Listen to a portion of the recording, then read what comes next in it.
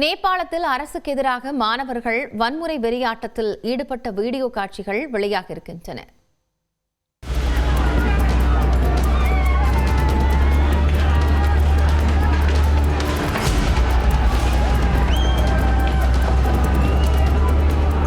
நேபாளத்தில் ஊழல், வேலை வாய்ப்பின்மை, சமூக வலைத்தளங்களுக்கு தடை விதிக்கப்பட்டது உட்பட பல்வேறு பிரச்சனைகளை முன்வைத்து கடந்த திங்கட்கிழமை பள்ளி, கல்லூரி மாணவர்கள் போராட்டத்தில் குதித்தனர்.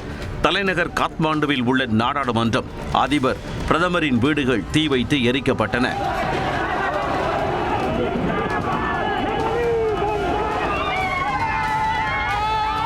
இளம் தலைமுறையினரின் கட்டுக்கடங்காத போராட்டத்தால் பிரதமர் மற்றும் அதிபர் அடுத்தடுத்து பதவி விலகிவிட்டு தப்பி ஓடினர். அமைச்சர்கள், அதிகாரிகளின் வீடுகளை போராட்ட கும்பல் சூறையாடிய நிலையில் அமைச்சர்கள் மற்றும் அவர்களது குடும்பத்தினர் ராணுவ ஹெலிகாப்டர் மூலம் பாதுகாப்பாக மீட்கப்பட்டனர்.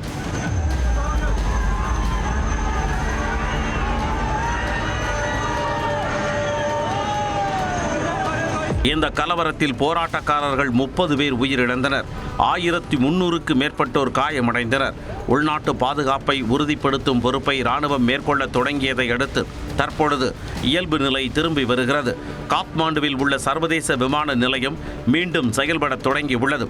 போராட்டங்கள் தணிந்தாலும் வன்முறையால் ஏற்பட்ட விளைவுகள் கோரமாக காட்சியளிக்கின்றன. குறிப்பாக காத்மாண்டுவில் உள்ள நாடாளுமன்றம் மற்றும் அரசு கட்டடங்கள் முற்றிலுமாக உருக்குலைந்து விட்டன. இதேபோன்று உச்சநீதிமன்றம் மற்றும் தலைமைச் செயலகத்தில் நெருப்பு கனன்று கொண்டிருந்தது.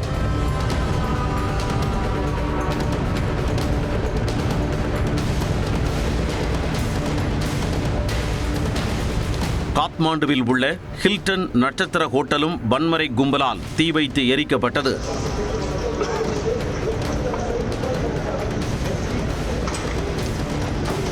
சூப்பர் மார்க்கெட்டுகள், தொழிலதிபர்களின் வீடுகளை வன்முறை கும்பல் சூறையாடியதுடன் காவல் நிலையத்திலும் இருந்து ஆயுதங்களை அள்ளிச் சென்றனர்.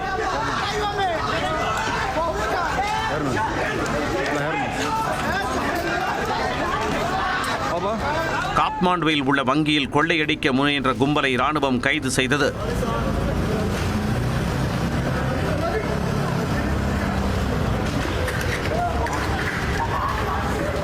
வன்முறை சம்பவத்திற்கு மத்தியில் சப்தாரி பகுதியில் உள்ள சிறைக்கு தீ வைத்துவிட்டு கைதிகள் சிலர் தப்பியோடினர்.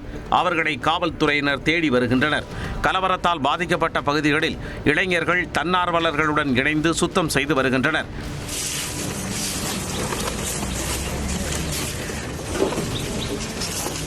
நேபாளத்தில் ஏற்பட்ட வன்முறையால் நாடு திரும்பும் இந்தியர்கள் எல்லையில் ஆவணங்கள் சரிபார்க்கப்பட்டு அனுமதிக்கப்பட்டனர். காத்மாண்டு விமான நிலையம் மீண்டும் செயல்பாட்டிற்கு வந்துள்ளதால் அங்கு சிக்கியுள்ள இந்தியர்களை மீட்டு வருவதற்காக கூடுதல் விமானங்கள் இயக்க மத்திய அரசு நடவடிக்கை எடுத்துள்ளது. இதனிடையே தமிழகத்தில் இருந்து மத்திய கைலாஷ் என்ற 15 பேர் நேபாளத்தில் சிக்கி தவிக்கின்றனர். இவர்கள் அனைவருமே யாத்திரைக்கு வந்தவர்கள். இங்கே நிற்பதற்கு கூட இடமில்லை, தங்குவதற்கு இடமில்லை, உணவுக்கு இடமில்லை. ஆனால் இத்தனை யாத்திரிகர்களும் இங்கே மிகவும் கஷ்டப்படுகிறோம். தயவு செய்து எங்களை காப்பாற்றி எங்களுடைய தாய் திருநாட்டிற்கு அழைத்துச் செல்லுமாறு உங்கள் பாதம் பணிந்து மன்றிட்டு வேண்டிக் கொள்கிறோம். மாணவர்கள் போராட்டம் எதிரொலியாக நேபாளம் இந்திய எல்லையில் இரு நாட்டு பாதுகாப்பு படையினர் இணைந்து தீவிர ரோந்து பணியில் ஈடுபட்டுள்ளனர். இந்நிலையில் நேபாளத்தில் இடைக்கால தலைவராக முன்னாள் தலைமை நீதிபதி சுஷீலா கார்கி நியமிக்கப்படலாம் என்று தகவல் வெளியாகியிருக்கிறது. இடைக்கால அரசு அமைப்பது குறித்து போராட்ட ஒருங்கிணைப்பு குழுவினருடன் ராணுவம் தரப்பில் பேச்சுவார்த்தை நடத்தப்பட்டது. இந்த கூட்டத்தில் நாட்டின் இடைக்கால தலைவராக உச்சநீதிமன்ற முன்னாள் தலைமை நீதிபதி சுஷீலா கார்கியை நியமிக்க போராட்ட குழுவினர் பரிந்துரைத்துள்ளனர். அதைத் தொடர்ந்து அவரது தலைமையில் நேபாளத்தில் இடைக்கால அரசு அமையும் என்று எதிர்பார்க்கப்படுகிறது. தமிழ்நாட்டின் பல்வேறு மாவட்டங்களில் கனமழை கொட்டி தீர்த்தது. மதுரையில் பலத்த மழையால் வீடுகளுக்குள் தண்ணீர் புகுந்ததால் மக்கள் அவதிக்கு ஆளாகினர். சென்னையில் நேற்று காலை முதலே வெயில் வாட்டிய நிலையில் மாலையில் பரவலாக மழை பெய்தது. கோடம்பாக்கம், நுங்கம்பாக்கம், தியாகராய நகர், சேப்பாக்கம், ராயப்பேட்டை உள்ளிட்ட இடங்களில் பரவலாக மழை பெய்தது.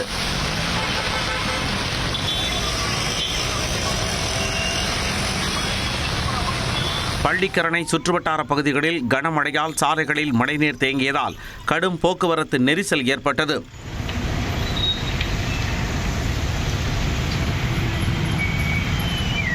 செங்கல்பட்டு மாவட்டத்தில் கூடுவாஞ்சேரி, மறைமலை நகர், திருப்போரூர், திருக்கழுக்குன்றம், மதுராந்தகம் உள்ளிட்ட பகுதிகளில் பரவலாக மழை பெய்தது. திருவள்ளூர் மாவட்டம் திருத்தணியில் கனமழையால் சாலைகள் வெள்ளக்காடாக காட்சியளித்தன. முருகன் கோவில் படிக்கட்டுகளில் மழைநீர் பெருக்கெடுத்து ஓடியது.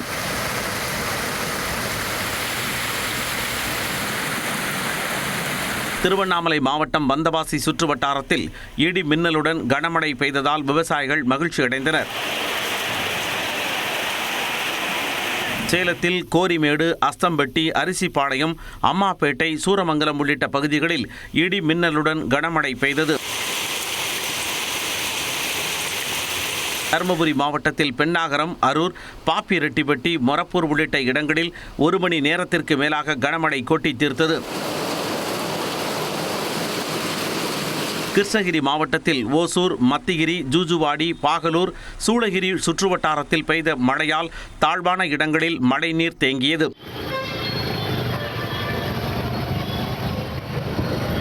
கரூர் மாவட்டத்தில் குளித்தலை, மணத்தட்டை, லாலாப்பேட்டை, மகிழிப்பட்டி, பிள்ளாப்பாளையம் உள்ளிட்ட பகுதிகளில் சுமார் 1 மணி நேரம் கனமழை பெய்தது.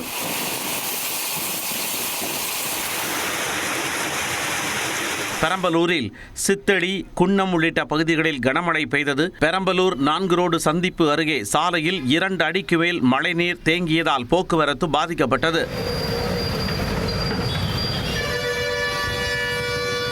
தேனி மாவட்டத்தில் ஆண்டிபட்டி, சின்னமனூர், உத்தமபாளையம் சுற்றுவட்டார பகுதிகளில் மழை பெய்ததால் குளிர்ச்சியான சூழல் உருவானது.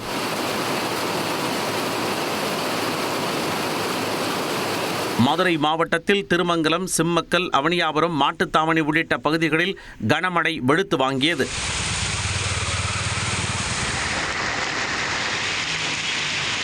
பெரியார் பேருந்து நிலையம், சிம்மக்கல் உள்ளிட்ட பகுதிகளில் முழங்கால் அளவிற்கு தண்ணீர் தேங்கியது.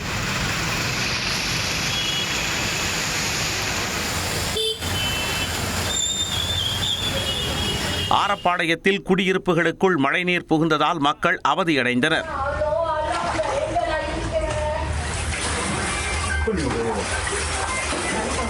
இந்த அடிக்கடி இப்படி மழை பெஞ்சா இப்படி சாக்கடை தண்ணியும் இப்படி எல்லாம் அந்த ஹவுசிங் போர்டு தண்ணி எல்லாம் சாக்கடை தண்ணி எல்லாம் கலந்து இங்கே தான் வருது. அடிக்கடி நாங்கள் இப்படித்தான் இது பண்ணிட்டு இருக்கோம், சிரமப்பட்டு இருக்கோம். இப்படி ஏதாவது நடவடிக்கை எடுங்க எங்களுக்கு. இந்த கட்டடத்துல இருந்து தண்ணி மழை பெஞ்சாலும் இந்த வீட்டுக்குள்ள வந்துருது, பிள்ளைங்க படிக்க முடியல. இங்க சாக்கடை போறதுக்கு லைனும் இல்ல, ஒண்ணும் இல்ல.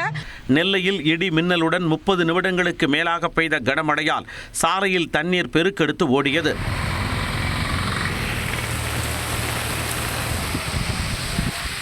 தஞ்சாவூர் மாவட்டம் வல்லம், கரம்பை, வடக்கால், விளார் உள்ளிட்ட பகுதிகளில் 1 மணி நேரத்திற்கு மேலாக கனமழை கொட்டியது.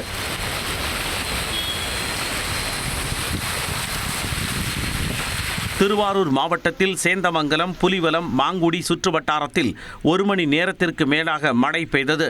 இதனால் நெல் சாகுபடி பணிகளில் ஈடுபட்டுள்ள விவசாயிகள் மகிழ்ச்சி அடைந்துள்ளனர்.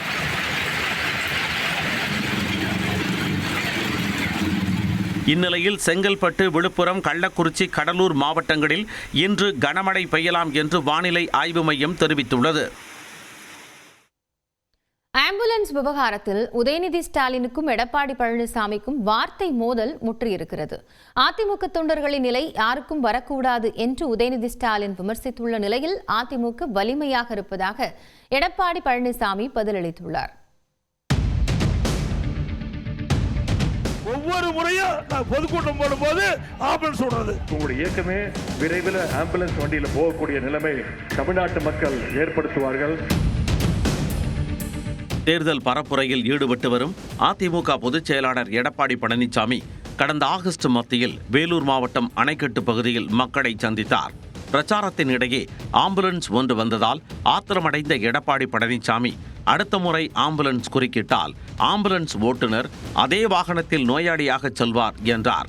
இதற்கு பல்வேறு தரப்புகளில் இருந்து கண்டனங்கள் வந்த நிலையில் அதிமுக தான் விரைவில் ஆம்புலன்ஸில் செல்லும் என துணை முதலமைச்சர் உதயநிதி ஸ்டாலின் விமர்சித்தார். ஒவ்வொரு முறையும் நான் பொதுக்கூட்டம் போடும்போது ஆம்புலன்ஸ் விடுறது கேவலமா இல்ல. அரசாங்கம் வெறும் வண்டி ஆம்புலன்ஸ் வந்தா அது யார் ஓட்டிட்டு வராங்களோ அவர் பேசிட்ட மாதிரி ஹாஸ்பிட்டலுக்கு போக வேண்டிய நிலைமை ஆயிடுது. ஆனால் உங்களுக்கு ஒன்று புரியவில்லை, உங்களுடைய கட்சியே, உங்களுடைய இயக்கமே விரைவில் ஆம்புலன்ஸ் வண்டியில் போகக்கூடிய நிலைமை தமிழ்நாட்டு மக்கள் ஏற்படுத்துவார்கள். விரைவில் ஐசியூவில் தான் உங்களுடைய இயக்கம் அனுமதிக்கப்படும் என்பதை தெரிவித்து, உங்களையும் காப்பாற்றுகின்ற அந்த பொறுப்பை நம்முடைய முதலமைச்சர் அவர்கள் செய்வார் என்றதையும் இங்கே நான் கூறிக்கொள்ள விரும்புகின்றேன். உதயநிதி ஸ்டாலினின் விமர்சனத்திற்கு பதிலளித்த எடப்பாடி பழனிசாமி, அதிமுகவினர் அனைவரின் உடலும் வலிமையானது என்றார். இந்நிலையில் தாம் பேசியதை எடப்பாடி பழனிசாமி தவறாக புரிந்து கொண்டதாக உதயநிதி ஸ்டாலின் விளக்கமளித்தார். எங்களை பார்த்தா ஐசியூவில் இருப்புன்னு சொல்லுகிறீர்கள். எங்கள் உடம்பு வலிமையான உடம்பு. இங்கே மேடையில் இருக்கும் சரி, இங்கே அமர்ந்திருக்கின்றும் சரி, அத்தனை பேரும் இரவுகள் வராமல் உழைத்து உழைப்பாளிகள். பேசுகின்ற போது நிதானமாக பேச வேண்டும். நீங்க என்ன, நான் உங்களை சொல்லல, அதிமுகன்ற இயக்கத்தை சொல்றேன். ஐசியூல நீங்க அனுமதிக்கப்படுவீங்க, கடைசியில உங்களை காப்பாற்றுற மருத்துவராகவும் எங்களுடைய தலைவர் தான் வருவார் பாருங்க அப்படின்னு தான் சொன்னேன். முழு மனதோடு சொல்கின்றேன், உள் அன்போடு சொல்கின்றேன், அழுத்தமாக சொல்கின்றேன். உங்க அத்தனை பேருடைய குரலாக சொல்கின்றேன். எதிர்க்கட்சி தலைவர் எடப்பாடி பழனிசாமி அவர்களே, நீங்கள் இன்னும் 100 ஆண்டு காலம் நல்ல உடல் நலத்தோடு மனநலத்தோடு நீங்கள் வாழ வேண்டும். மேலும் அதிமுகவில் பல அணிகள் இருப்பதாகவும் உட்கட்சி பிரச்சனைக்கே அமித்ஷாவை சந்திக்கும் நிலையில்தான் அக்கட்சி இருப்பதாக உதயநிதி ஸ்டாலின் கூறியிருந்தார். இதற்கும் எடப்பாடி பழனிசாமி பதிலளித்தார். அதிமுகவை கூறு போட்டு பாஜக விழுங்கி கொண்டிருக்கிறது. நம்முடைய கூட்டணியை பார்த்து அவர் விமர்சனம் செய்கிறார். ஆனா அண்ணன் செங்கோட்டையனோட நிலைமை பாருங்க. நான் டெல்லி போறேன்னு சொல்லிட்டு, ஹரித்வார் போறேன்னு சொல்லிட்டு, கடைசியில் அமித்ஷாவை போய் பார்த்துட்டு வந்திருக்கிறாரு. நம்ம கட்சியில பிரச்சனை, நம்ம கட்சியில் இருக்கக்கூடிய தலைவரையோ போய் பார்ப்போம். இப்படி அடுத்தவங்க கட்சி தலைவரை பார்க்கிற ஒரே கட்சி எதுனா அது இன்னைக்கு அண்ணா திராவிட முன்னேற்ற கழகம். இன்னைக்கு அந்த நிலைமையை அவங்க உருவாக்கி வச்சிருக்கிறாங்க. அதோட அதிமுக 4 போயிட்டது, 3 போயிட்டது. எல்லாம் ஒன்றாக இருக்கின்றன. 2026 சட்டமன்ற தேர்தலை காண்பிப்போம். ஸ்டாலின் அவர்கள் எப்பொழுது பேசினாலும் குறிப்பிடுகின்றார், திராவிட முன்னேற்ற கழகம் தலைமையிலே பல கட்சிகள் கூட்டணியில் இருக்கின்றன, எங்களுக்கு கூட்டணி பலம் இருப்பதாக சொல்லிக் கொண்டிருக்கின்றார்கள். அதிமுக பொறுத்த வரைக்கும், அதிமுக கூட்டணியை பொறுத்த வரைக்கும் மக்களை நம்பி இருக்குது. ஆம்புலன்ஸ் விவகாரத்தில் துணை முதலமைச்சர் உதயநிதி ஸ்டாலின் மற்றும் எதிர்க்கட்சி தலைவர் எடப்பாடி பழனிசாமி இடையே வார்த்தை போர் முற்றியுள்ளது. கர்நாடகாவில் புலிக்கு வைக்கப்பட்ட ராட்சத கூண்டில் வனத்துறை அதிகாரிகள் அடைத்து வைக்கப்பட்ட சம்பவத்தால் பெரும் பரபரப்பு ஏற்பட்டது. அச்சுறுத்தும் புலியை பிடிக்க உரிய நடவடிக்கை எடுக்காத ஆத்திரத்தில் கிராம மக்கள் பூட்டு போட்டதன் பின்னணி என்ன பார்க்கலாம். பொதுமக்களை மிரட்டும் புலியை பிடிக்க கூண்டில் ஆட்டை கட்டி வைப்பது வனத்துறையினரின் வழக்கம். ஆனால் கர்நாடகாவில் புலியை பிடிக்க சென்ற வனத்துறையினரையே கிராம மக்கள் கூண்டுக்குள் அடைத்து வைத்த காட்சிதான் இது. வனத்துறையினர் திக்கற்று திகைத்து போய் நிற்கும் அளவிற்கு நடந்தது என்ன?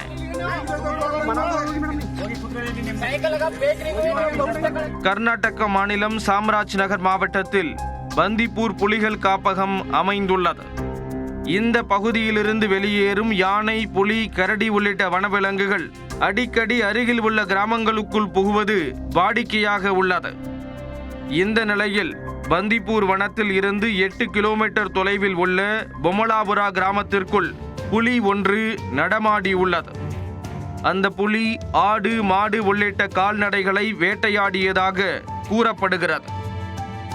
இதனால் பொதுமக்கள் வெளியே நடமாட முடியாமல் அச்சத்தில் உறைந்து போயுள்ளனர். தகவல் அறிந்த வனத்துறையினர் அப்பகுதியில் ட்ரோன் மூலமும் சிசிடிவி கேமராக்கள் பொருத்தியும் கண்காணித்து வருகின்றனர். அத்துடன் புலியின் வழித்தடத்தை அறிந்து ராட்சத கூண்டும் வைத்துள்ளனர். ஆனால் சிசிடிவியில் சிக்கிய புலி கூண்டிற்குள் சிக்காமல் போக்கு காட்டி வந்துள்ளது. இந்த சூழலில் ஊருக்குள் புலி வந்ததாக கூறி கிராம மக்கள் வனத்துறையினருக்கு தகவல் கொடுத்துள்ளனர். ஆனால் வனத்துறையினர் விரைந்து வராமல் ஆடி அசைந்து அலட்சியமாக வந்ததாக குற்றம் சாட்டியுள்ளனர். இது தொடர்பாக வனத்துறையினரிடம் கிராமத்தினர் கடும் வாக்குவாதம் செய்துள்ளனர். ஒரு கட்டத்தில் கோபம் கொண்ட மக்கள் ஒன்று சேர்ந்து புலிக்காக வைக்கப்பட்ட கூண்டுக்குள் வனத்துறையினரை வலுக்கட்டாயமாக உள்ளே தள்ளி பூட்டு போட்டுள்ளனர். பின்னர் உயரதிகாரிகள் பதறியடித்து அங்கு ஓடி வந்துள்ளனர். அப்போது அச்சுறுத்தலாக விளங்கும் புலியை விரைந்து பிடிக்க உரிய நடவடிக்கை எடுக்கப்படும் என உறுதியளித்துள்ளனர். அத்துடன் புலியை பிடித்த பின்னர்தான் அலுவலகத்துக்கே வர வேண்டும் என்று வன காவலர்களுக்கு உத்தரவிட்டுள்ளனர். அதை கேட்டு சமாதானம் அடைந்த மக்கள் புலியின் கூண்டுக்குள் ஆடுகள் போன்று அடைத்து வைக்கப்பட்டிருந்த வனத்துறையினரை விடுவித்தனர். அதே வேளையில் தங்களது கோரிக்கையை நிறைவேற்றுவதற்காக அத்துமீறலில் ஈடுபட்ட கிராமத்தினர் சிலரின் மீது போலீசார் வழக்கு பதிவு செய்துள்ளனர்.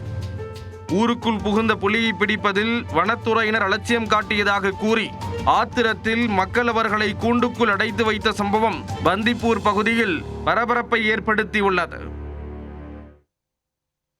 தொடர்ந்து ஒரு நிமிட செய்திகளை பார்க்கலாம். பழைய ஓய்வூதிய திட்டத்தை அமல்படுத்த வலியுறுத்தி அரசு ஊழியர்கள் இன்று தற்செயல் விடுப்பு எடுக்கும் போராட்டம் நடத்த உள்ள நிலையில் அனைவரும் கட்டாயம் பணிக்கு வர வேண்டும் என்று தலைமைச் செயலாளர் எச்சரிக்கை விடுத்துள்ளார். கடந்த சட்டமன்ற தேர்தலின் போது திமுக தனது தேர்தல் அறிக்கையில் பழைய ஓய்வூதிய திட்டம் அமல்படுத்தப்படும் என்று வாக்குறுதி அளித்தது. ஆனால் இந்த வாக்குறுதியை நிறைவேற்றாததால் அரசுக்கு எதிராக அரசு ஊழியர்கள் தொடர் போராட்டங்களில் ஈடுபட்டு வருகின்றனர்.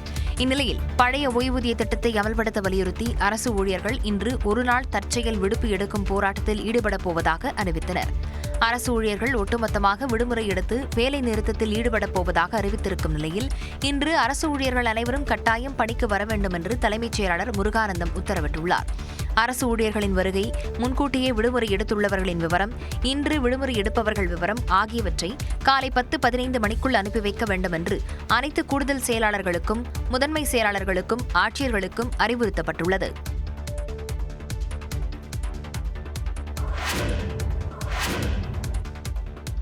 இடைநிலை ஆசிரியர்களுக்கு சம ஊதியம் வழங்கும் கோரிக்கை தொடர்பான 4ஆம் கட்ட பேச்சுவார்த்தை இன்று மாலை 3 மணிக்கு நடைபெறுகிறது. தொடக்க கல்வித்துறையின் கீழ் இயங்கும் பள்ளிகளில் கடந்த 2009ஆம் ஆண்டு ஜூன் 1ஆம் தேதிக்கு முன்பு இடைநிலை ஆசிரியர்களாக பணிக்கு சேர்ந்தவர்களுக்கும் அதற்கு பின்பு இடைநிலை ஆசிரியர்களாக பணிக்கு சேர்ந்தவர்களுக்கும் வெவ்வேறு ஊதியம் வழங்கப்பட்டு வருகிறது. இதற்கு எதிர்ப்பு தெரிவித்து இடைநிலை ஆசிரியர்கள் பல்வேறு கட்ட போராட்டங்களை முன்னெடுத்தனர். சம வேலை செய்பவர்களுக்கு சம ஊதியம் வழங்க வேண்டும் என்று கோரிக்கை தொடர்பாக அரசுக்கு பரிந்துரை செய்ய 3 பேர் கொண்ட குழு அமைக்கப்பட்டது. இக்குழுவின் 4ஆம் கட்ட பேச்சுவார்த்தை பள்ளிக்கல்வித்துறை செயலாளர் மற்றும் உறுப்பினர்கள் முன்னிலையில் இன்று மாலை 3 மணிக்கு தலைமைச் செயலகத்தில் நடைபெறும் என அறிவிக்கப்பட்டுள்ளது. இந்த பேச்சுவார்த்தையில் அனைத்திந்திய ஆசிரியர் பேரவை, தமிழ்நாடு தொடக்க நடுநிலைப்பள்ளி பட்டதாரி ஆசிரியர் சங்கம் உட்பட 7 சங்கங்கள் கலந்து கொள்ள அழைப்பு விடுக்கப்பட்டுள்ளது.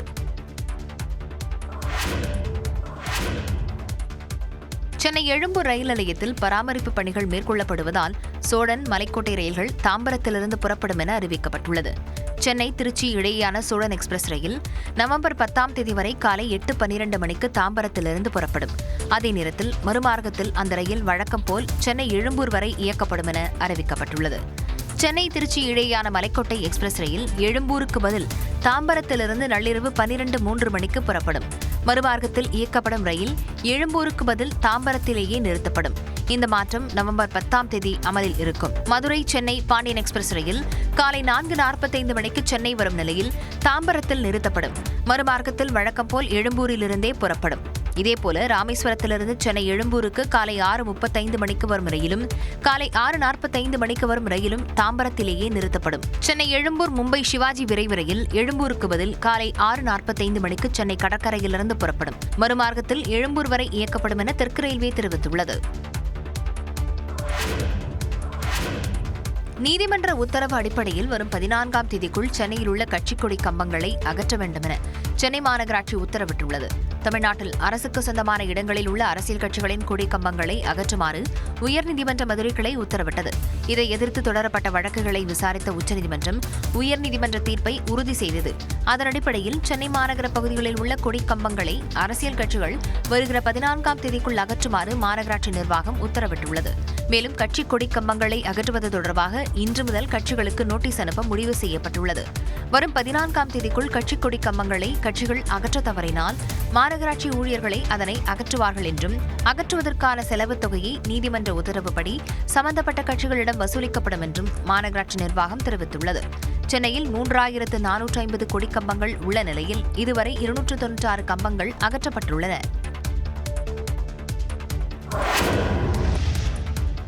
எந்தவித அச்சமோ வெறுப்போ இன்றி அனைத்து தரப்பு மக்களுக்கும் நியாய உணர்வுடன் என் கடமைகளை நிறைவேற்றுவேன் என்றும் உறுதியளிக்கிறேன். காவலர் தினத்தையொட்டி முதலமைச்சர் உறுதிமொழி வாசிக்க அதனை காவலர்கள் ஏற்றுக்கொண்ட காட்சிதான் இது. ஆண்டுதோறும் செப்டம்பர் 6ஆம் தேதி தமிழ்நாட்டில் காவலர் தினம் கொண்டாடப்படும் என சட்டப்பேரவையில் முதலமைச்சர் மு.க.ஸ்டாலின் அறிவித்திருந்தார். அதன்படி முதல் காவலர் தினத்தையொட்டி சென்னை ராஜரத்தின மைதானத்தில் நடைபெற்ற நிகழ்ச்சியில் முதலமைச்சர் மு.க.ஸ்டாலின் உறுதிமொழி வாசிக்க அதனை காவலர்கள் ஏற்றுக்கொண்டனர். பின்னர் பேசிய சென்னை மாநகர காவல் ஆணையர் அருண் திருக்குறள் ஒன்றை மேற்கோள் காட்டி மறைந்த முன்னாள் முதல்வர் கருணாநிதியின் வழிகாட்டுதல்படி காவல்துறையை முதலமைச்சர் வழிநடத்துவதாக குறிப்பிட்டார். குடிப்புறங்கா தோம்பி குற்றம் கடிந்து வடிவன்று வேந்தன் தொழில் என்றார் திருவள்ளுவர்.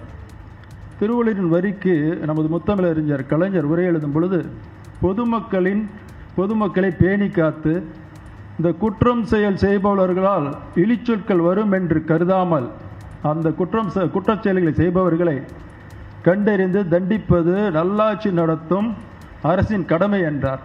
வள்ளுவரின் வரிகளுக்கேற்ப கலைஞரின் வழிகாட்டுதலின்படி நமது மாண்புமிகு முதலமைச்சர் அவர்கள் நமது தமிழக காவல்துறையை வழிநடத்தி கொண்டிருக்கிறார். காவலர் தினத்தையொட்டி நடைபெற்ற பல்வேறு விளையாட்டுப் போட்டிகளில் வெற்றி பெற்றவர்களுக்கு முதலமைச்சர் மு.க.ஸ்டாலின் பரிசுகளை வழங்கி பாராட்டினார். தேசிய ஜனநாயக கூட்டணியின் முதலமைச்சர் வேட்பாளராக இபிஎஸ் இருக்கக்கூடாது என்று டிடிவி தினகரன் கூறியது நல்ல கருத்து என முன்னாள் முதலமைச்சர் ஓ பன்னீர்செல்வம் தெரிவித்தார். மதுரையில் செய்தியாளர்களை சந்தித்த அவர் இதனை கூறினார். அனைத்து இந்திய அண்ணா திராவிட முன்னேற்றக் கழகம் ஒன்றிணைய வேண்டும் என்ற தத்துவத்தின் அடிப்படையில் அது எந்த ரூபத்தில் வெற்றி வந்தாலும் நான் முழு மனதோடு வரவேற்கிறேன். அதற்கு முழு ஒத்துழைப்பும் தருவேன். எடப்பாடி பழனிசாமியை தவிர்த்து வேற யாருமாக முதலமைச்சர் வேட்பாளர் அறிவிங்க, நான் திரும்பி மீண்டும் என்டிஏ கூட்டணியில் இணைகிறேன் சொல்லி டிடிவி தினகரன் சொல்லியிருக்காரு.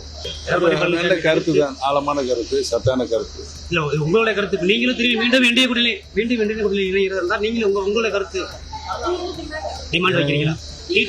என்னை பொறுத்தவரையில் கட்சி இணைவு குறித்து நான் எந்த டிமாண்ட் வைக்கவில்லை என்று தெரிவித்துள்ளேன். ஒன்றிணைவதற்கு எடப்பாடி பழனிசாமி சரின்னு சொல்லிட்டா நீங்க அவர் முதலமைச்சர் வேட்பாளராக ஏற்றுக்கொள்வதற்கான வாய்ப்பு. பல பிரச்சனைகளை பேச வேண்டியிருக்கிறது. இந்த கேஸ் 6 கேஸ் நீதிமன்றத்தில் இருக்கு. அந்த நீதிமன்றத்தினுடைய வழக்கு எங்களுடைய தர்ம யுத்தத்தினுடைய அடிப்படை கூறுகள் சம்பந்தமாக அது இருக்கிறது. அது நிறைவேறுவதற்கு நாங்கள் யோசனை செய்வோம். அதிமுகவை பாஜக துண்டாடுவதாக தான் நினைக்கவில்லை என்றும் ஓபிஎஸ் குறிப்பிட்டார். அதிமுகவை துண்டாடி விளையாடுவதை பாஜக ரசிக்கிறது. அந்த மாதிரியான விஷயத்தை எதுவும் அரசியல் நோக்கத்தோட பிஜேபி பண்ணுங்க. நான் அதுவாறு எண்ணவில்லை. அதிமுகவை ஒன்றிணைப்பதில் தனக்கு எவ்வித நிபந்தனையும் இல்லை என்றும் ஓபிஎஸ் கூறினார். எடப்பாடி பழனிசாமியின் வளர்ச்சி பிடிக்காமல் பொறாமையுடன் சிலர் செயல்படுவதாக முன்னாள் அமைச்சர் ஆர்பி உதயகுமார் குற்றம் சாட்டியுள்ளார். இது குறித்து வீடியோ வெளியிட்டுள்ள அவர், அதிமுகவின் முதலமைச்சர் வேட்பாளரை மாற்றச் சொல்பவர்களை எல்லாம் மாற்றிவிட்டு இபிஎஸ் முதலமைச்சர் ஆவார் என்று நம்பிக்கை தெரிவித்துள்ளார். எத்தனை சக்திகள், எத்தனை இயலாமைகள், எத்தனை ஆற்றாமைகள், எத்தனை வயிற்றெரிச்சல்கள், எத்தனை பொறாமைகள் வந்தால் அதை தங்களுடைய தொண்டர்களுடைய ஒற்றுமையாலே உழைப்பாலே தூளாக்குவோம். கட்சியில் ஒற்றுமையை ஏற்படுத்துவதாக கூறி சிலர் அதிமுகவுக்கு பின்னடைவை ஏற்படுத்துவதாகவும் அவர் குற்றம் சாட்டினார். அண்ணா திராவிட முன்னேற்ற கழகத்திலே ஒற்றுமை என்கிற பெயரை வைத்துக்கொண்டு அண்ணா திராவிட முன்னேற்ற கழகத்திற்கு விண்ணளவு உயர்ந்து கொண்டிருக்கிற அந்த செல்வாக்கிலே ஒரு பின்னடைவை ஏற்படுத்தி விடலாம் என்று கனவு காண்கிற அந்த வயிற்றெரிச்சல் மனிதர்களுக்கெல்லாம் தோல்வியைத்தான் புரட்சித் தலைவி அம்மாவும் புரட்சித் தலைவி நம்முடைய ஆன்மா புரட்சித் தலைவருடைய ஆன்மா இந்த தாய் தமிழ்நாட்டு மக்கள் தோல்வியைத்தான் தருவார்கள். சாமானியராக பயணத்தை தொடங்கிய எடப்பாடி பழனிசாமியின் வளர்ச்சியை பிடிக்காமல் சதி நடப்பதாகவும் ஆர்பி உதயகுமார் தெரிவித்துள்ளார். ஒருங்கிணைப்பு என்ற பெயரில் அதிமுகவின் செல்வாக்கை குறைக்க முயல்வதாக ஆர்பி உதயகுமார் விமர்சித்திருந்த நிலையில் ஊர் ஒன்று கூடினால்தான் தேர் இழுக்க முடியும் என்று செங்கோட்டையன் பதிலளித்துள்ளார். ஈரோடு மாவட்டம் கோபிச்செட்டிப்பாளையத்தில் செய்தியாளர்களிடம் பேசிய அதிமுக முன்னாள் அமைச்சர் செங்கோட்டையன் தன்னை விமர்சித்த ஆர்பி உதயகுமார் குறித்து காட்டமாக பேசினார். என்ன சொல்லியிருக்காருன்னா, ஒற்றுமை என்ற பெயரில் பின்னர் தனது தவறை உணர்ந்த செங்கோட்டையன் வருத்தம் தெரிவித்து ஆர்பி உதயகுமார் தாயாரின் மறைவுக்கு இரங்கல் தெரிவித்தார். உதயகுமார் போன்றவர்கள் என்னோடு நல்ல பழகக்கூடியவர். ஆகவே அந்த துக்கத்தில் கலந்து கொள்ளவில்லை என்றாலும் அவர் ஆத்மா சாந்தியடைய எங்கள் அனைவர் சார்பாக கண்ணீர் அஞ்சலியை செலுத்திக் கொள்கிறேன். மேலும் எதற்காக அதிமுக ஒன்றிணைய வேண்டும் என்று பேசியது குறித்தும் செங்கோட்டையன் விளக்கம் அளித்தார். நீண்ட நாள் இந்த இயக்கத்தில் நான் இருக்கிறேன். எனக்கு நோட்டீஸ் சர்வ் பண்ணியிருக்க வேண்டும். அதுதான் முக்கியம். ஜனநாயகம் என்பது நீங்கள் எதுக்காக அதை சொன்னீங்க அப்படிங்கிறதுக்கு ஒரு கேள்வி கேட்டிருக்கின்றோம். எல்லோரும் ஒன்றிணை வேண்டும் என்பது தான். ஊர் ஒன்று கூடினால்தான் தேர் இழுக்க முடியும். நாம் எல்லோரும் இணைந்தால் வெற்றி என்பதை மட்டுமல்ல மாபெரும் வெற்றி ஈட்ட முடியும். பின்னர் அமித்ஷாவுடனான சந்திப்பு குறித்த கேள்விக்கு பதிலளிக்காமல் சென்றார். திருச்சி மரக்கடை பகுதியில் தாவேகா தலைவர் விஜய் தேர்தல் பரப்புரை மேற்கொள்ள பல்வேறு நிபந்தனைகளுடன் காவல்துறை அனுமதி அளித்துள்ளது. நாளை மறுநாள் தாவேகா தலைவர் விஜய் தனது முதல் தேர்தல் பரப்புரையை திருச்சியில் இருந்து தொடங்க உள்ளார். அதற்காக முதலில் சத்திரம் பேருந்து நிலையம் பகுதியில் அனுமதி கோரிய நிலையில் காவல்துறையினர் அதற்கு மறுப்பு தெரிவித்துவிட்டனர். பின்னர் காந்தி மார்க்கெட் அருகே உள்ள மரக்கடை பகுதியில் அனுமதி கேட்டபோது பல்வேறு நிபந்தனைகள் விதித்துள்ளனர்.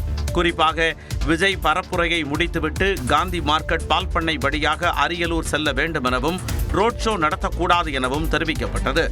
அதேபோல விஜய் வரும் வாகனத்திற்கு முன்பும் பின்பும் அதிக அளவிலான 2 சக்கர மற்றும் 4 சக்கர வாகனங்கள் வரக்கூடாது என்பன உள்ளிட்ட சுமார் 20 நிபந்தனைகள் தெரிவிக்கப்பட்டன. இந்த நிலையில் நிபந்தனைகள் அனைத்தையும் ஏற்றுக்கொள்வதாக தாவேகாவினர் எழுத்துப்பூர்வமாக தெரிவித்த நிலையில் காவல்துறை அனுமதி அளித்துள்ளது.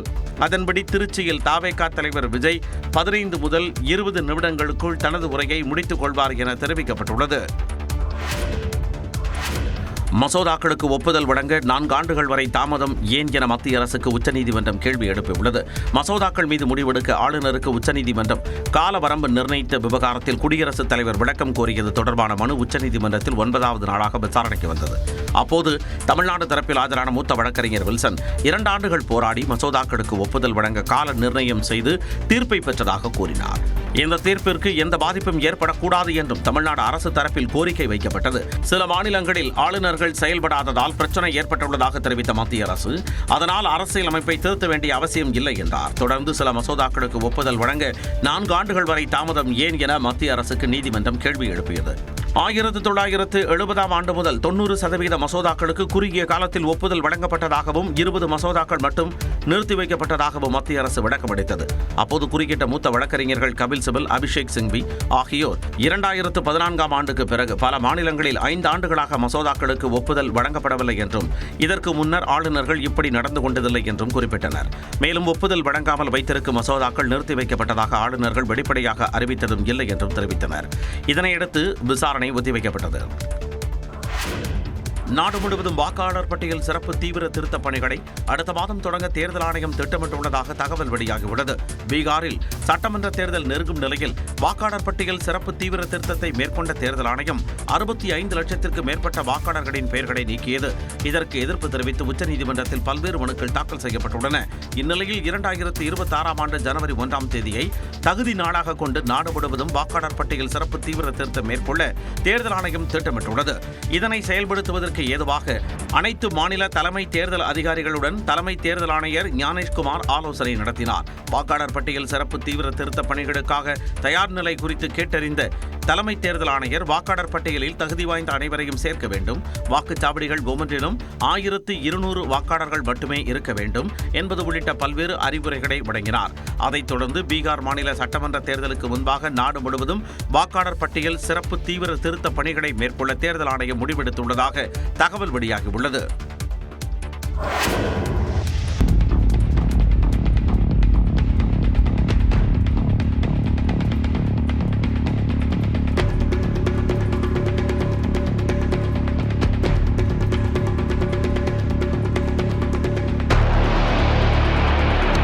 புதிய காருக்கு கீழ் எலுமிச்சம் பழத்தை வைத்து ஏற்ற முயன்ற பெண்ணால் ஏற்பட்ட விபரீதத்தின் விளைவே இந்த காட்சிகள். டெல்லியில் உள்ள ஷோரூமில் 29 வயதான இளம்பெண் ஒருவர் ஆசையாக மகேந்திரா தார் SUV வாங்கியுள்ளார். 27 லட்சம் ரூபாய் செலவு செய்து வாங்கிய அந்த காரை முதலாக ஸ்டார்ட் செய்த போது டயருக்கு கீழே எலுமிச்சம் பழத்தை வைத்து நகர்த்த முடிவு செய்தார். இதற்காக ஷோரூமில் முதல் தளத்தில் இருந்த காரை நகர்த்துவதற்கு முன்பு 4 டயர்களுக்கு அடியிலும் எலுமிச்சம் பழத்தை வைத்து பக்காவாக தயாராகியுள்ளார். சுற்றி நின்றவர்களின் ஆரவாரத்துடன் காரை அவர் நகர்த்திய போதுதான் அந்த விபரீதம் அரங்கேறியது. மெதுவாக ஆக்சலரேட்டரை அழுத்துவதற்கு பதிலாக வேகமாக அழுத்தியதால் முதல் தளத்திலிருந்து கண்ணாடியை உடைத்துக் கொண்டு கார் சாலையில் விழுந்தது. தலைகீழாக கவிழ்ந்து விழுந்ததால் காரின் கண்ணாடிகள் அனைத்தும் சுக்குநூறாக நொறுங்கின. காரும் கடுமையாக சேதமடைந்தது.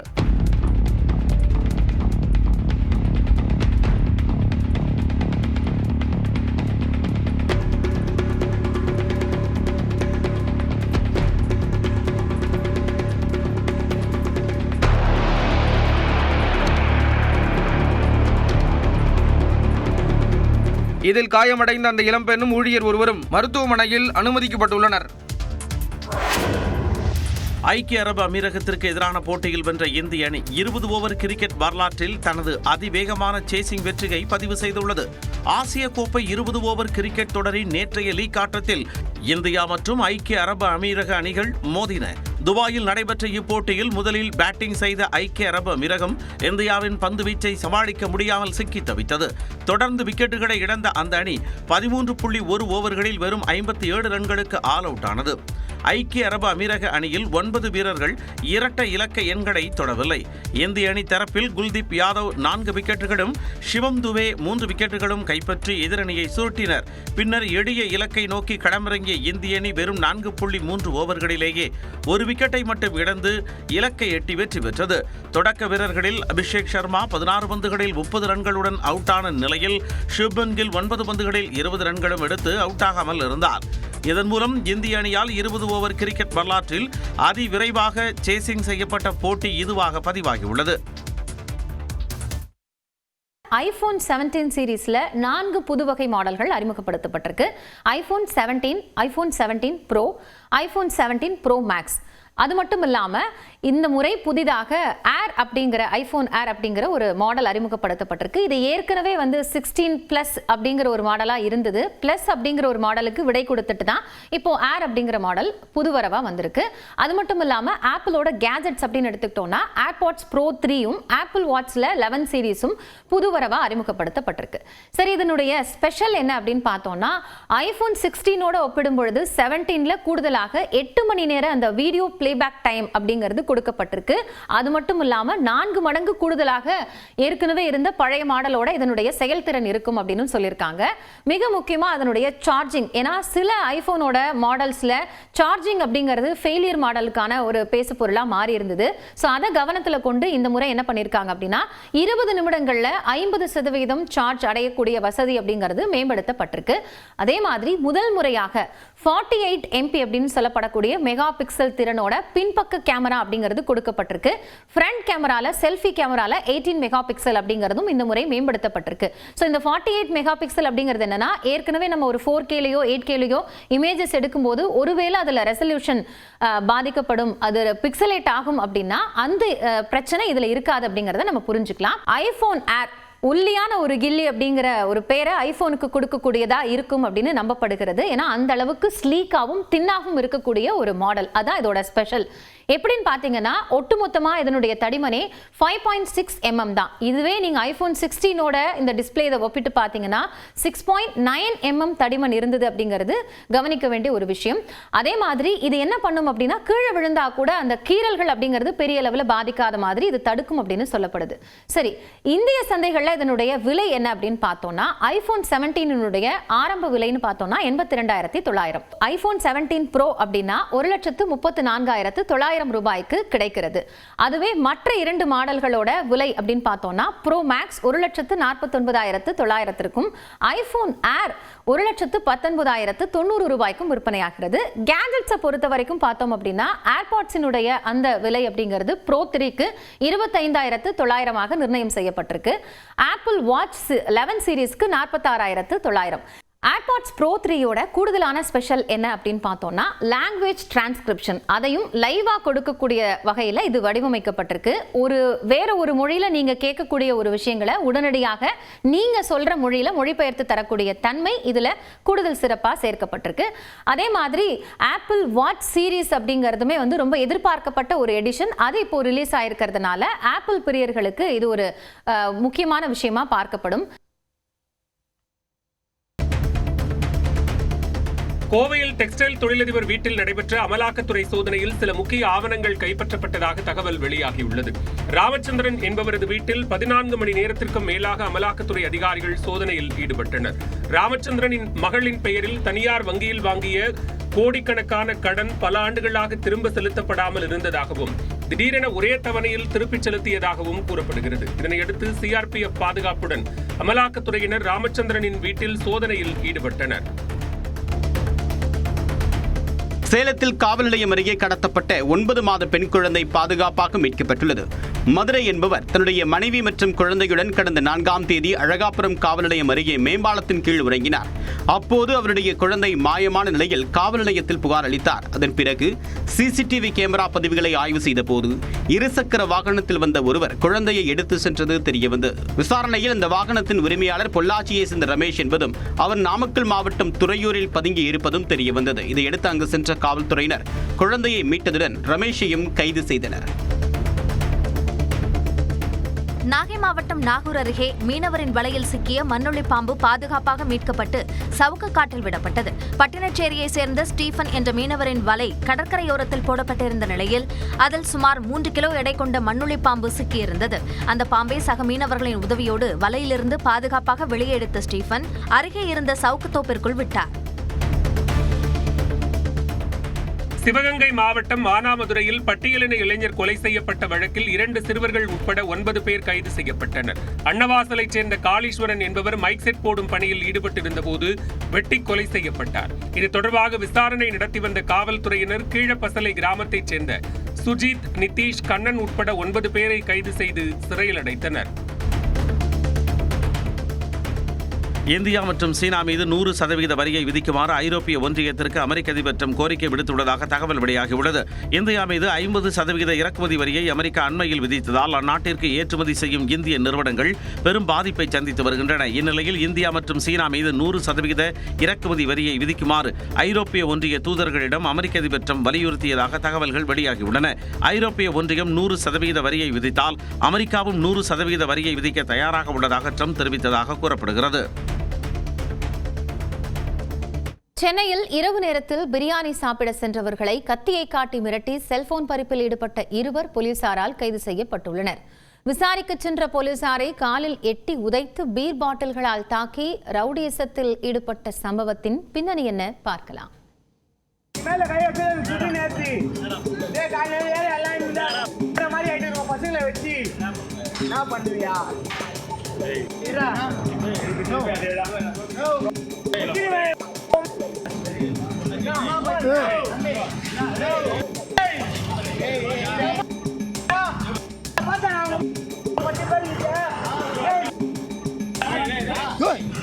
கஞ்சா போதையில் செல்போன் பறிப்பில் ஈடுபட்டவர்கள் போலீசாரிடம் முரண்டு பிடித்த ரகடையில் ஈடுபட்ட ஆக்ரோஷ காட்சிகள் தான் இது.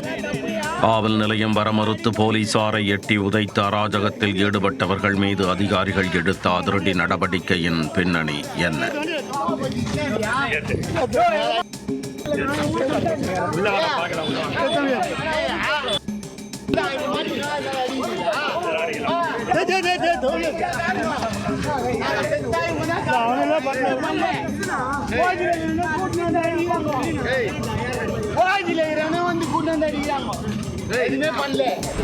சென்னை அண்ணா நகரில் தங்கியுள்ள இளைஞர்கள் 3 புடியந்தோப்பில் விற்கப்படும் மிட் நைட் பிரியாணி கடைக்கு சென்றனர். பெரம்பூர் பாலம் வழியாக சென்று கொண்டிருந்த போது அடையாளம் தெரியாத 2 பைக்கில் வந்த இளைஞர்களை வழிமறித்து கத்தியை காட்டி மிரட்டி செல்போன்களை பறித்துள்ளனர். மேலும் வெளியே சொன்னால் தேடி வந்து சம்பவம் செய்வோம் என மிரட்டிவிட்டனர்.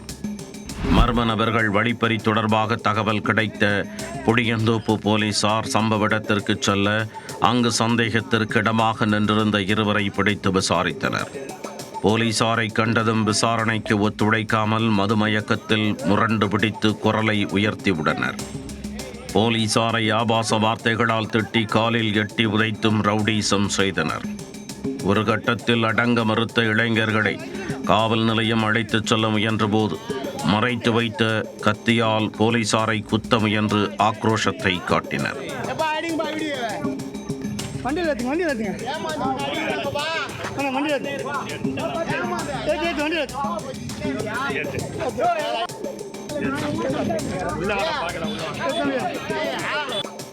இதில் ஐயப்பன் என்கின்ற போலீசாரின் இடது கையில் காயம் ஏற்பட்டு சீருடை கிழிந்துள்ளது.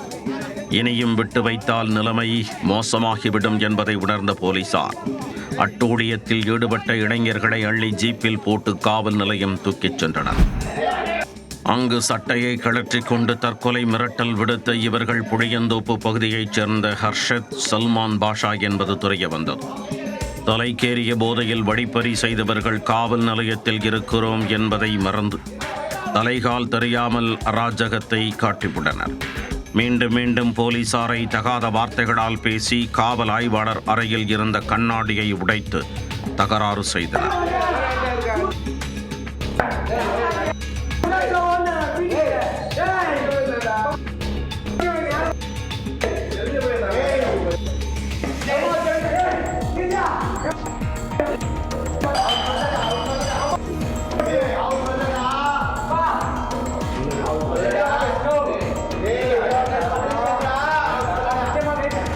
ஒரு கட்டத்தில் அடங்க மறுத்த இருவரையும் லாக்கப்பில் அடைத்து சிறப்பாக கவனிக்க மறுநாள் போதை தெளிந்ததும் எல்லாம் வெட்ட வெளிச்சமானது. இவர்களிடம் இருந்து வழிப்பறி செய்யப்பட்ட செல்போன்களையும் டியோ பைக்கையும் பறிமுதல் செய்த போலீசார் இருவரையும் நீதிமன்றத்தில் ஆஜர்படுத்தி சிறையில் அடைத்தனர். விசாரிக்க வந்த போலீசாரை காலால் எட்டி உதைத்து கத்தியால் கிழித்தும் ரவுடீசத்தில் ஈடுபட்ட சம்பவம் சென்னை புளியந்தோப்பு பகுதியில் சலசலப்பை ஏற்படுத்தியுள்ளது. மிட்நைட் பிரியாணி கடைகளை தேடிச் செல்லும் இளைஞர்கள் உஷாராக இருக்க வேண்டும் எனவும் போலீசார் எச்சரித்துள்ளனர். தொடர்ந்து எக்ஸ்பிரஸ் 18 செய்திகளை பார்க்கலாம். புதுக்கோட்டை மாவட்டம் அறந்தாங்கி அருகே விவசாய பணியின் போது வயலுக்குள் நல்ல பாம்பு புகுந்ததால் பெண்கள் அலறியடித்து ஓட்டம் பிடித்தனர். எலியை விழுங்கிவிட்டு தவித்த பாம்பை நடவு பணியில் ஈடுபட்டிருந்த பெண்கள் கண்டு அதிர்ச்சி அடைந்தனர். தகவலறிந்து வந்த பாம்பு பிடி வீரர் 5 அடி நீள நல்ல பாம்பை லாவகமாக பிடித்து சாக்குப்பையில் அடைத்து எடுத்துச் சென்று வனப்பகுதியில் விடுவித்தார்.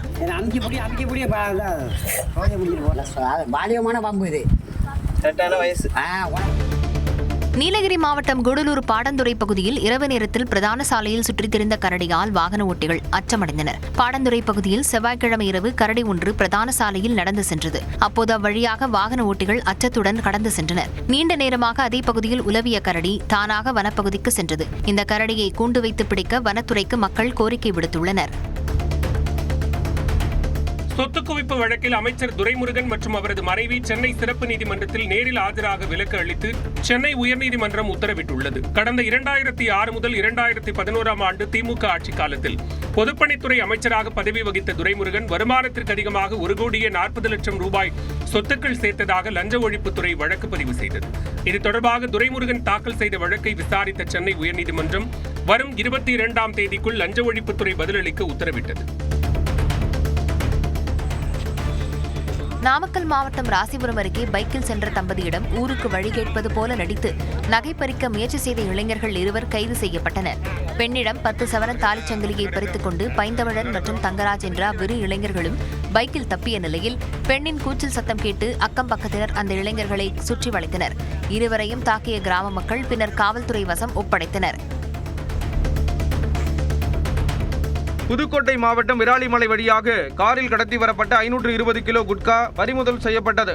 அத்திப்பள்ளம் பகுதியில் வாகன தணிக்கையில் ஈடுபட்ட காவல்துறையினர் அதிவேகமாக வந்த காரை தடுத்து நிறுத்தி சோதனை செய்தனர். அப்போது அந்த காரில் இருந்து 520 கிலோ குட்கா உள்ளிட்ட புகையிலைப் பொருட்கள் பறிமுதல் செய்யப்பட்டன. அதனை கடத்தி வந்த ராஜஸ்தானைச் சேர்ந்த ரெச்சோட்லால், லீலாராம் மற்றும் திருச்சியைச் சேர்ந்த கிருபாகரன் ஆகியோர் கைது செய்யப்பட்டனர்.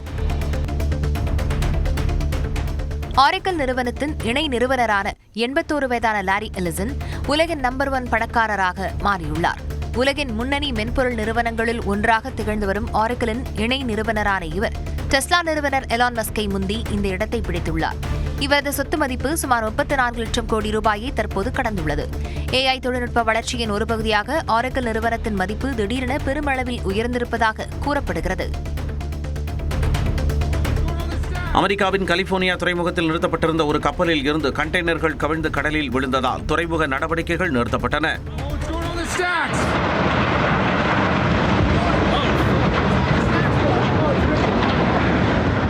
லாங் பீச் துறைமுகத்தில் செவ்வாய்க்கிழமை காலை இந்த விபத்து ஏற்பட்டது. மிசிசிபி என்ற கப்பலில் இருந்து 60க்கும் மேற்பட்ட கண்டெய்னர்கள் சரிந்து கடலுக்குள் விழுந்தன. நடிகர் சங்கத்திற்கு தேர்தல் நடத்துவதில் என்ன சிக்கல் உள்ளது என சென்னை உயர்நீதிமன்றம் கேள்வி எழுப்பியுள்ளது. தென்னிந்திய நடிகர் சங்க நிர்வாகிகளின் பதவிக்காலம் கடந்த 2024 ஆண்டு செப்டம்பர் 8ஆம் தேதி முடிவடைந்த நிலையில் மேலும் 3 ஆண்டுகளுக்கு நீட்டித்து தீர்மானம் நிறைவேற்றப்பட்டுள்ளது. இதனை எதிர்த்து தொடரப்பட்ட வழக்கு சென்னை உயர்நீதிமன்றத்தில் விசாரணைக்கு வந்தபோது நடிகர் சங்கத்திற்கு தேர்தல் நடத்துவதில் என்ன சிக்கல் என நீதிபதிகள் கேள்வி எழுப்பினர். அதற்கு நடிகர் சங்க கட்டடத்தின் கட்டுமான பணிகள் பாதிக்கப்படும் என்பதால் பதவிக்காலம் நீட்டிக்கப்பட்டதாக நடிகர் சங்கம் தரப்பில் தெரிவிக்கப்பட்டது. இதையடுத்து வழக்கு வரும் 15ஆம் தேதிக்கு ஒத்திவைக்கப்பட்டது.